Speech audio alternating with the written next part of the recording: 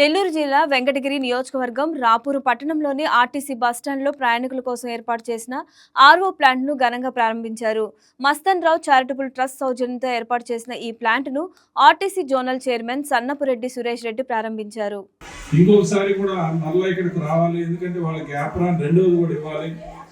ఆ రకంగా మన అవుట్ సోర్సింగ్ వర్కర్స్ ఎవరైతే ఉన్నారో వాళ్ళ విషయంలో ప్రత్యేకంగా కూడా నెక్స్ట్ ఇంకో దఫా కూడా ఇక్కడికి రావాల్సినటువంటి అవసరం ఉంది, వస్తానని చెప్పి కూడా తెలియజేస్తున్నారు. అదే రకంగా ఇందాక చెప్పినట్టుగా మనకి ఎంట్రన్స్ ఏదైతే ఉందో అదంతా కూడా సీసీ చేసుకోవాల్సిన అవసరం ఉంది. మా ఈడీ గారు మేము అందరం కూడా ప్రయత్నం చేసి ఖచ్చితంగా డిఎం గారికి ఆ సీసీ రోడ్ శాంక్షన్ దానికి మేమందరం ఖచ్చితంగా ప్రయత్నం చేస్తామని కూడా తెలియజేస్తున్నాను.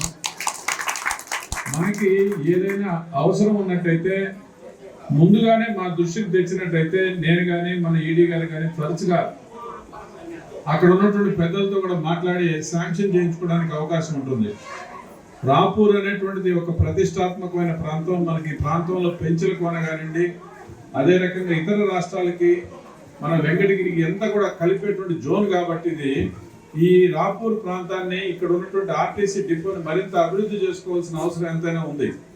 అందువల్ల మనం ఎప్పటికప్పుడు మీరు ప్రయత్నం చేస్తూనే ఉంటారు. ఆ ప్రయత్నం చేసేది ఏదో అటు ఈడీ గారికి మా దృష్టికి కూడా తీసుకొచ్చినట్టయితే, డిప్యూటీఓ గారి దృష్టికి కూడా తీసుకొచ్చినట్టయితే అందరం కలిసి సమిష్టిగా ఒక్కొక్క విషయం మనం ప్రయత్నం చేసుకొని, ఎందుకంటే మరింతగా ఇక్కడ ఉన్నటువంటి ప్రయాణికులకి మెరుగైన సౌకర్యం తీసుకొచ్చుకోవాలి.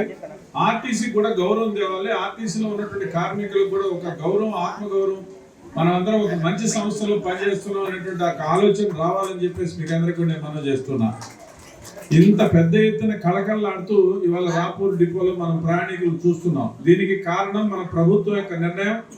చంద్రబాబు నాయుడు గారు మహిళల యొక్క ఆత్మగౌరవం కోసం ఎప్పుడైతే స్త్రీ శక్తి పథకం పెట్టారో పెద్ద ఎత్తున ఇవాళ మహిళలందరూ కూడా కానీ, వాళ్ళతో కూడా పురుషులు కానీ పిల్లలు కానీ అందరూ కూడా ఆర్టీసీ డిపోలకు వచ్చి మన ఆర్టీసీ బస్సుల్లో ప్రయాణం చేయడం ఏదైతే ఉందో చాలా సంతోషదాయకం. అందువల్లనే ఇవాళ ఆర్టీసీ బస్ స్టాండ్లన్నీ కూడా ఈ రకంగా కళకళలాడుతూ ఉన్నాయి.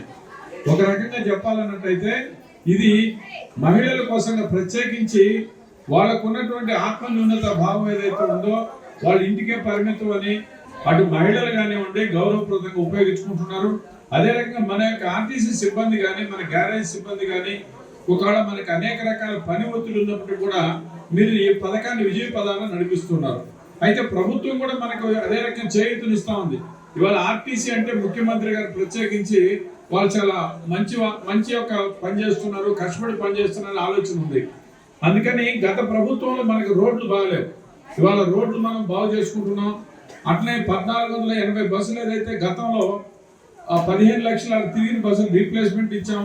హాయ్ వ్యూయర్స్, ఈ వీడియో మీకు నచ్చినట్లయితే లైక్ కొట్టి షేర్ చేసి వైకే టీవీని సబ్స్క్రైబ్ చేసుకోండి.